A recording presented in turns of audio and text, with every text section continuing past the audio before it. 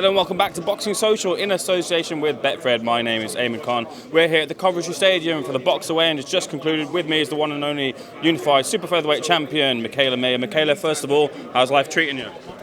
Life is treating me great. Came off a great win. I feel like I really have put myself in position. Just signed a great contract at Top Rank again. So I'm here in the UK, getting to build my fan base out here where women's boxing is thriving. So I have no complaints.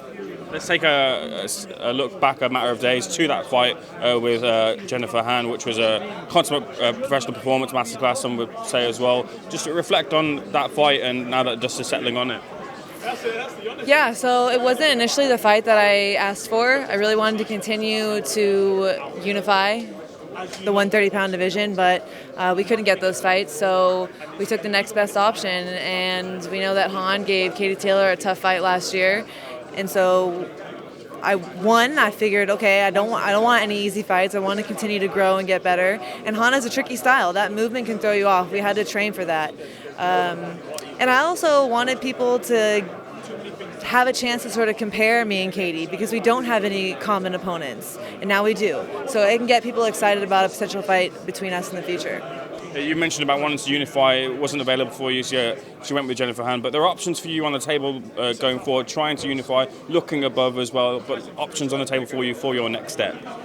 That's the beauty of my position right now and my weight division. I do have options. As much as I want to unify at 130, if I can't get those fights soon and quick and done this year, then I'm not going to sit around and wait, because I am in my prime and I am ready to take on the best. So I have the ability to look in other weight divisions. I want to go up to 135 and challenge myself against the winner of Taylor-Serrano or other top girls at that weight. And I also want to go up to 140 eventually. So there's a lot of things I want to get done. There's no time for me to sit around and wait. I feel like I'm top dog right now. I have the 3 belts. I've proven myself. I put myself in position. And so I'm going to go where I'm wanted and where the best fights can take place. Speaking of the unifications at super featherweight, you and Alycia Baumgardner have both been quite vocal in terms of wanting to fight each other, but the fight's obviously not materialised at the moment. The latest, I think you've seen on Boxing Social, you saw it yourself, Alycia said that she'd be the A side in the fight between the both of you. You responded to that online. I just want to get your thoughts as well after seeing that, your reaction to that. Completely the most delusional interview I've ever watched. I couldn't even get mad. I just sat there laughing. Everything she said is completely false. It's simple math. I have 3 belts. I'm the IBF, WBO, and Ring Magazine Unified World Champion. She has 1 belt, 1 credible win on her record. Look at our resume. Look at our record. Look at our opponents. Look at the top 10 pound-for-pound list. She's not on any of that. So I don't really know what she's thinking. I'm headlining main events on ESPN. She's buried on an undercard in Matchroom somewhere. I don't know. I don't know where the delusion's coming from. I don't know who's gassing her head up. All I know is I want the fight. I've asked for the fight, and we'll see if she wants to give it to me.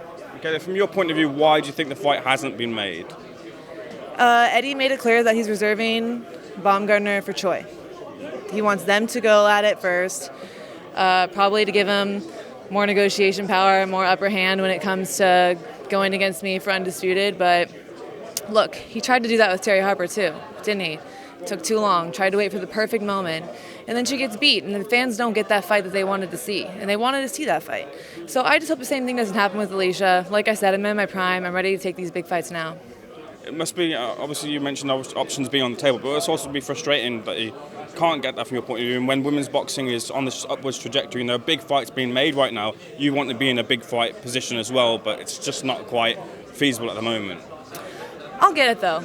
I will get it, and I'm just being very open and vocal about it, and I want to give the fans the fights they want to see. I don't want to sit around and wait and take forever. The one thing I love about this generation of women's boxing is we have the ability to set the new standard, right? Like, let's change the game. Let's not sit around and protect our O and worry about the perfect situation, the perfect time to make these fights.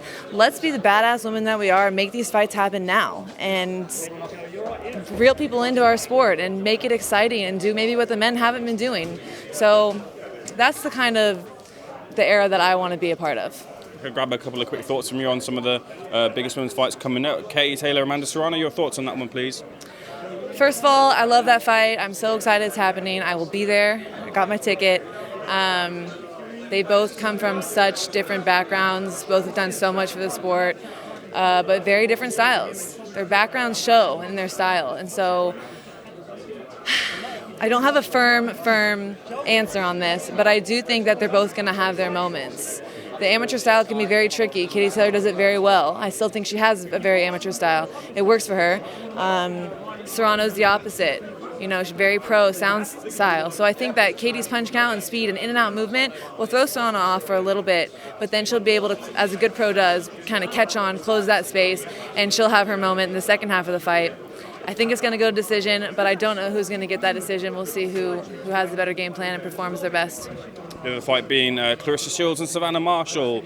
Both fighters also very vocal in their thoughts about the fight, but your thoughts about it. How do you feel that fight goes? Love it. It's what women's boxing needs. We need these rivalries. This one's great because you have an American and someone out here in the UK, and women's boxing is thriving out here in the UK. So this is going to be a huge fight. Claressa, what she does best, her speed and her punch count for that division is unique. No one fights the way she does, especially in that higher weight division. So that's a huge advantage for her. Savannah Marshall has proven to have great power, be a solid pro.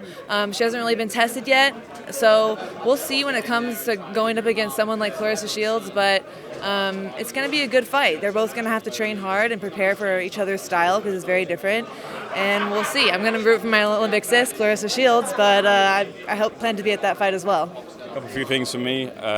Your top-ranked stablemate Tyson Fury fights next weekend against Dillian Whyte. They had a press conference yesterday, and we got to see Dillian Whyte for the first time. But I mean, how do you see the fight playing out between the two? It's good that obviously Dillian Whyte is coming to the party also as well.